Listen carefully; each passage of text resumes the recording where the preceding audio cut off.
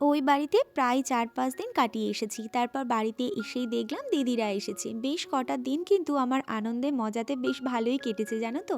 যেকোনো আনন্দ মুহূর্ত দেখবে চোখের নিমেষে একদম পেরিয়ে যায়। বোঝা কিন্তু ভারী দায়, তাই না বলো? কালকের বিকালে দিদিরাও আবার বাড়িতে চলে গেছে।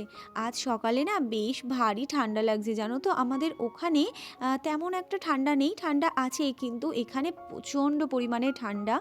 তো সকালবেলায় এই যে শীতের পোশাকগুলো পরে নিলাম, তারপর আজকের ওই নিরামিষ আর কি রান্নাবান্না হবে, তো ডালটা সিদ্ধ বসিয়ে এই যে বাইরের দিকে একটু আসলাম।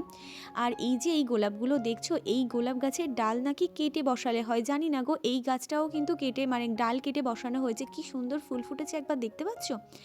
এমনিতেই কদিন ধরে যা মশলাপাতির তরকারিপত্র খাওয়া হচ্ছে না, সত্যি বলতে আর একেবারেই খেতে ইচ্ছে করছে না। মানে মাংসর কথা শুনলে তো মনে হয় আমার বমি উঠে আসছে, এরকম একটা ব্যাপার।